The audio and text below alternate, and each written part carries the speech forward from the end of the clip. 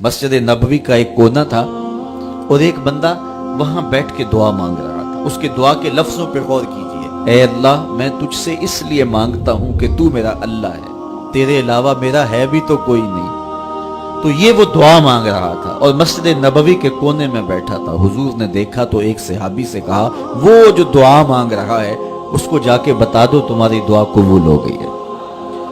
वो मांग इस ढब से रहा है। तो ये दुआ अपने रब से न्याज है, दुआ खुद इबादत है। जब तुम्हारी जरूरतों का कफील वो है तो फिर उससे नहीं मांगेंगे तो किससे मांगेंगे। और जब उससे बंदा मांगता है तो फिर वो मांगने वाले की लाज भी रखता है। इन्ना रब्बकुम हय्युन करीमुन यस्तही मिन अब्दिही इज़ा रफ़अ यदैहि अन यरुद्दहुमा सिफ़रा।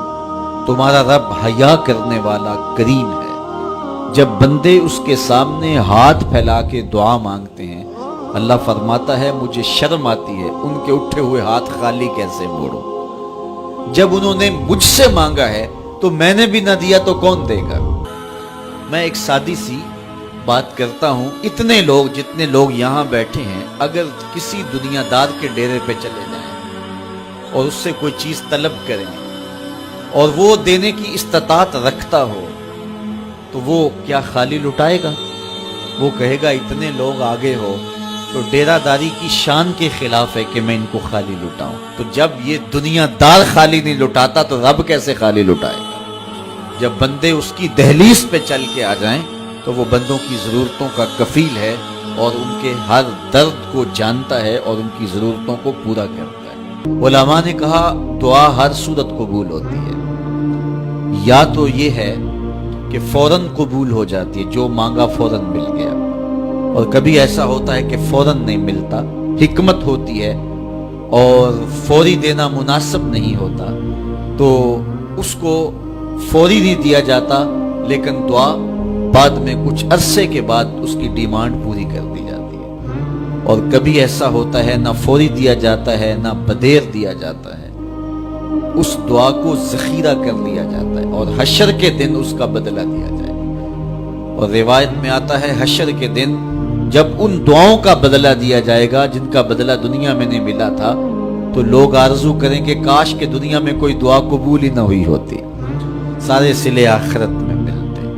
अल्लाह अकबर। कभी ऐसा होता है जो मांगा जाता है वो नहीं दिया जाता, उसके बदले में कुछ और चीज दे दी जाती है जो उसकी जरूरत होती है और जो उसके लिए मुनासिब होती है। वो कुछ और मांग रहा होता है लेकिन अल्लाह अपनी हिकमत के तहत उसे कुछ और अता कर देता है। बाहर सूरत दुआ कबूल होती है और बंदों के उठे हुए हाथ अल्लाह पसंद करता है।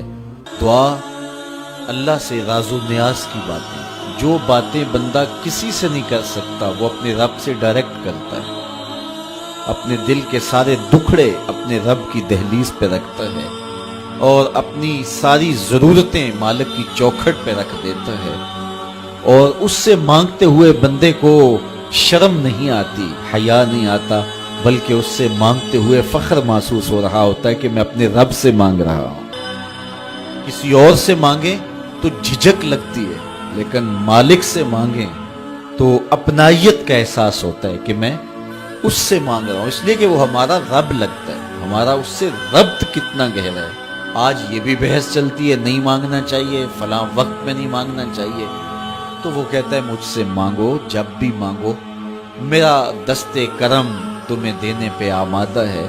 और अगर कोई नहीं मांगता फमा कुल मा या बो बिकुम रब्बी लौला दुआउकुम, ए महबूब फरमा दो अगर ये नहीं मांगेंगे तो अल्लाह भी परवाह नहीं करेगा। मांगना तुम्हारी जरूरत है, अगर तुम मांगते रहोगे तुम्हारी झोलियां भरता रहेगा, और अगर तुम्हें उससे नहीं पुकारोगे तो वो भी तुम्हारी परवाह नहीं करेगा। तो उसके हुजूर दुआएं मांगो, अपनी आरज़ुएं पेश करो, अपनी तमन्नाएं उसके हुजूर पेश करो। अच्छा, दुनियादारों से मांगे तो अपने लिए मांगते हैं, लेकिन अल्लाह से मांगो तो अपने लिए भी मांगो, औरों के लिए भी मांगो। वो करीम है, वो देता है और खुश होके देता है, तो उससे मांगो, उससे झोली फैलाओ।